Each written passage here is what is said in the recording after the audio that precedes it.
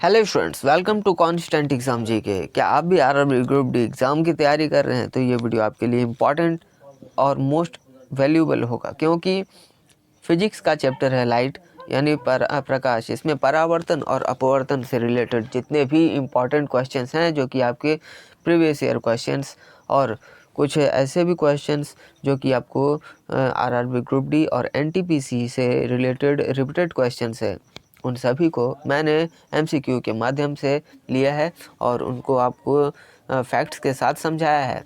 Video and तक देखिएगा क्योंकि बहुत ही इम्पॉर्टेंट टॉपिक है आपके एग्ज़ाम के लिए, और अगर आप किसी भी मीडियम से तैयारी कर रहे हैं तो आपके लिए ये वीडियो सूटेबल होगा। तो चलिए बिना टाइम वेस्ट किए वीडियो करते हैं स्टार्ट।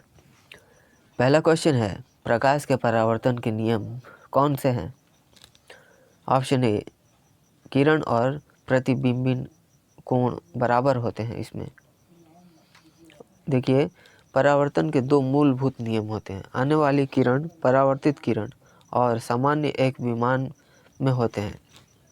आगमन कोण और परावर्तन कोण बराबर होते हैं। यह नियम सभी प्रकार के दर्पणों पर लागू होते हैं। परावर्तन प्रकाश की दिशा में परावर्तन को दर्शाता है। यह नियम प्रकाशिकी में महत्वपूर्ण है और विशेषकर दर्पणों के लिए है। अपवर्तन क्या है? तो अपवर्तन option B is the right answer. प्रकाश की दिशा में बदलाव जब वह माध्यम बदलता है, और अपवर्तन प्रकाश की वह क्रिया है जिसमें प्रकाश किरण का मार्ग माध्यम बदलने पर बदल जाता है। जब प्रकाश हवा से जल में या किसी घने माध्यम में जाता है तो उसकी गति घट जाती है। अपवर्तन के कारण वस्तुएं अस्थायी रूप से टूट जाती हैं, टूटी हुई दिखाई देती हैं, और अपवर्तन का अध्ययन ज्यामिति और ऑप्टिक्स दोनों में ही महत्वपूर्ण होता है। प्रकाश का अपवर्तन विभिन्न प्रकार के लेंस और ऑप्टिकल उपकरणों में प्रयोग होता है।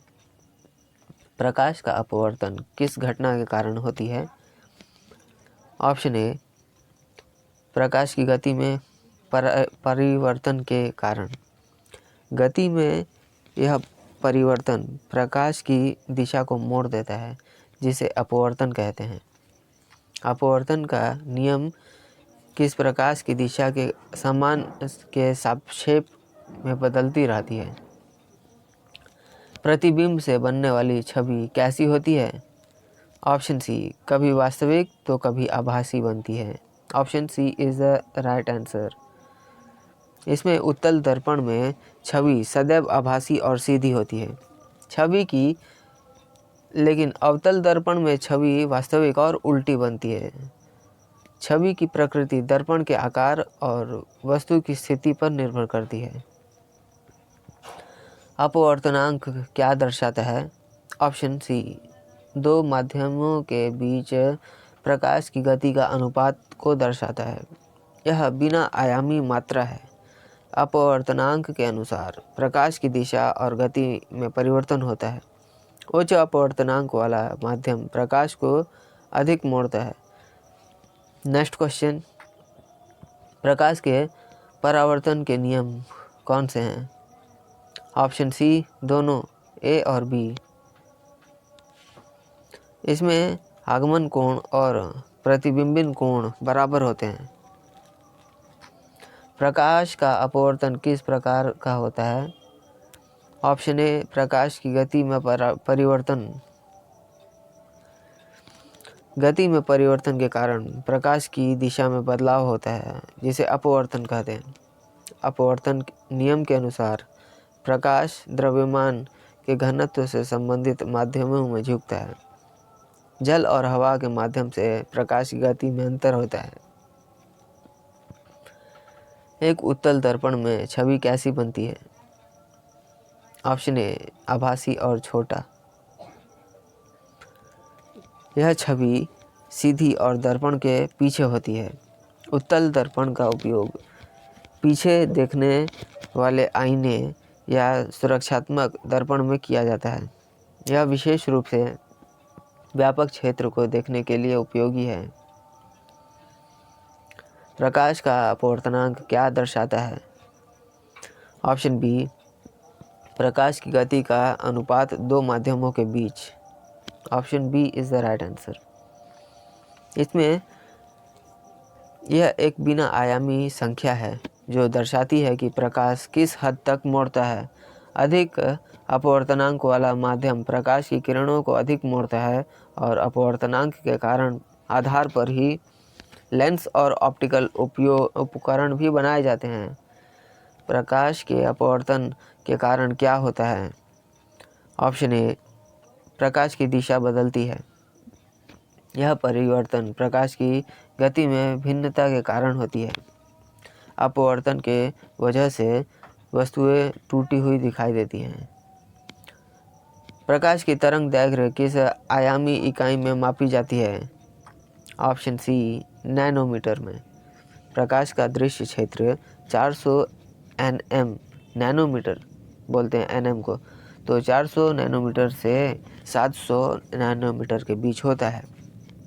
यह तरंग दैर्घ्य प्रकाश के रंग को निर्धारित करता है। प्रकाश तरंग दैर्घ्य की माप छोटे पैमाने की प्रकाशिकी में महत्वपूर्ण है। एक समतल दर्पण में प्रतिबिंब की छवि कैसी होती है? ऑप्शन बी, आभासी होती है। छवि सदैव दर्पण के पीछे दिखाई देती है। यह छवि उल्टी नहीं होती है। इस प्रकार की छवि प्रकाश के परावर्तन नियमों द्वारा निर्मित होती है। इसका उपयोग दर्पणों में किया जाता है। प्रकाश की गति वायु और पानी में कैसे भिन्न होती है? ऑप्शन बी, हवा में अधिक होती है। प्रतिबिंब किस प्रकार के दर्पण पर सबसे स्पष्ट होता है? ऑप्शन सी, समतल दर्पण। यह प्रकाश को समान कोण से परावर्तित करता है। दर्पण की सतह चिकनी और स्पष्ट होनी चाहिए। यह दर्पण शरीर की वास्तविक छवि देता है। दैनिक उपयोग में समतल दर्पण प्रायः उपयोग किए जाते हैं। नेक्स्ट क्वेश्चन, प्रकाश के अपवर्तन का नियम क्या है? Option B is the right answer. sin r is equal to constant. Next question, प्रकाश का सामान्य मार्ग क्या है? ऑप्शन ए, प्रकाश सदैव एक सीधी रेखा में चलता है। प्रकाश की रेखीय प्रगति इसकी मुख्य विशेषता है।